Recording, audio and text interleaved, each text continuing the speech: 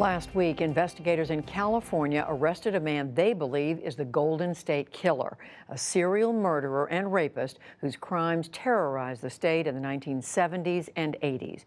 As William Brangham reports, the arrest is considered a huge success for law enforcement, but it also raises questions about the unique method used to find the suspect.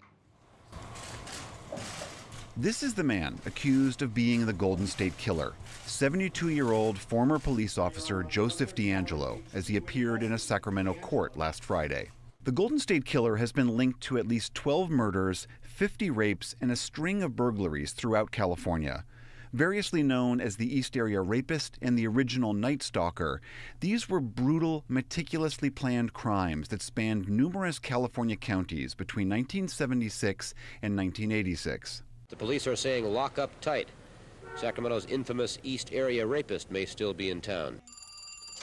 As the crimes escalated and police couldn't find a suspect, Californians grew increasingly terrified. Investigator Paul Holes, who tracked the Golden State Killer for decades, described the relief many felt with this arrest. Right now, the biggest rewards that I have gotten is when I've called the handful of victims that I've had some relationship with. Very rewarding to at least hear the relief in their voices, that they can now kind of relax in a way. This guy is behind bars. He's never getting out. And some of these victims had thought, he's going to come back and get me. So they lived in that fear.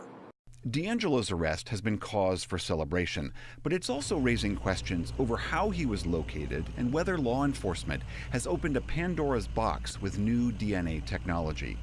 Investigators took DNA of the suspected killer from an old crime scene and they uploaded it to a public genealogy database called GED Match. It's the kind that people use to track down distant relatives or trace their own ancestry.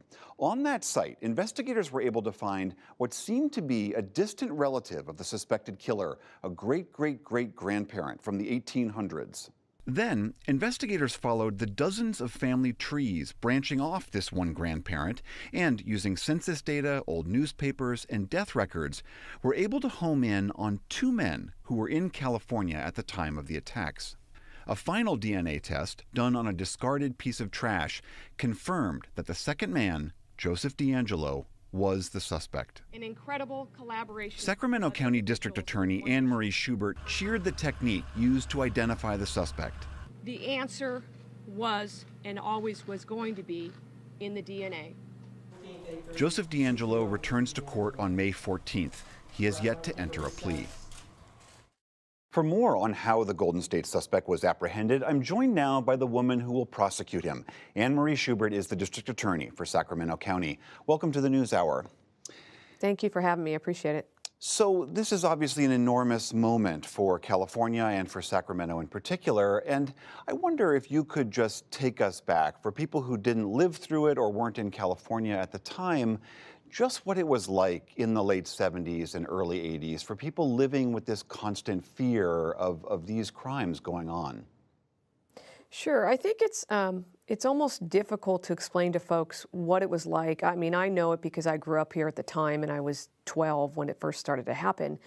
And for really anybody that lived in Sacramento at the time, it changed us. It changed our community. It went from a very, I would say, innocent town where people left their doors unlocked, they left their windows open, they knew nothing about self-defense, anything like, to a time when it happened so often and it was so much on the news that it wasn't a matter of if it was going to happen again, it was a matter of when.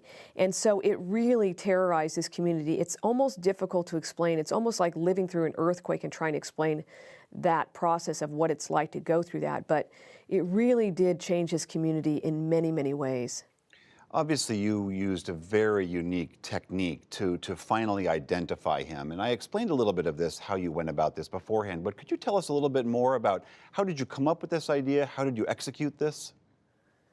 Well, I don't want to take credit for the idea. There was a team of folks that worked on it. And so, my credit, I guess, is just kind of making sure that we had a team approach going to this. But, it was essentially using innovative technology. I think everybody knows now that it was using some genealogy sites and using the DNA to the best of our ability. And as I said, a group of folks building the trees of this genealogy, which was very, very labor intensive, very, very long process, but ultimately it led to Mr. DeAngelo.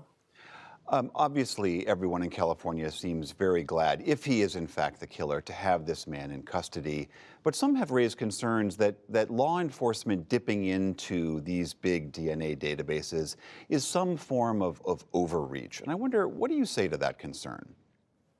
Well, I think what's important for people to remember is that this is and has been one of the most significant unsolved serial rape murder cases of all time here in California.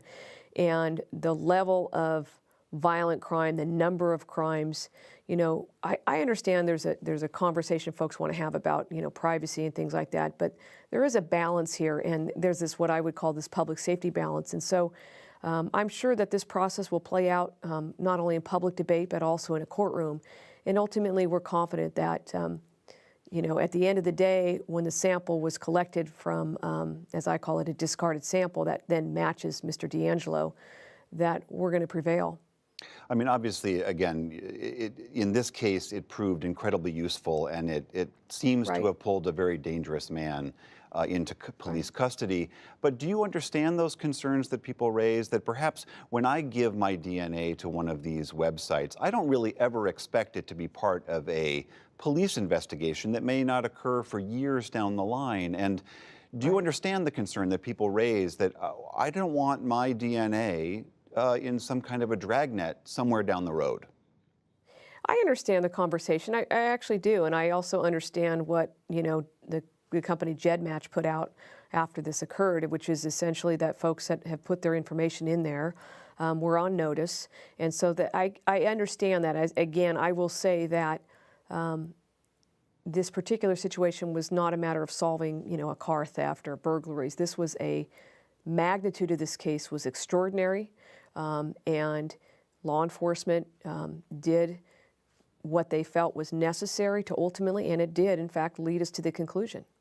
With one question about the specifics of this case, when people upload their DNA to these sites, usually you're uploading your own DNA or the DNA of someone who you are the guardian for. That was not the case in this case. Are you concerned at all about the legality of the evidence in this particular instance? Well, I'm quite confident this is going to play out in a courtroom, and everything that was done was put into an open source site. In terms of the JedMatch. So I understand the public conversation about it, but as I said, I'm confident this is going to play out in a courtroom. Lastly, before I let you go, I'd like to just shift to another case. Obviously, there's still a great deal of concern and outrage in Sacramento about the shooting death of Stephon Clark by two police officers. And a lot of people in the community have been arguing that you need to act quicker to prosecute the police officers for that shooting. Can you just tell us where that stands? Why hasn't that happened yet? Well, the short answer is that we have not received any case from law enforcement yet to review on that. As I've said many, many times, these cases when it does get received at our office, it will take a period of time. My job as the district attorney is to do a full, fair, and independent review. So one, we don't have the case, and two, when we do have the case, along with the Attorney General, I'm quite confident we're going to do that. But I understand people's frustration, but I was elected to do a job, and I intend to do that. All right. Anne Marie Schubert, District Attorney for Sacramento County. Thank you very much. You're welcome. Thank you very much.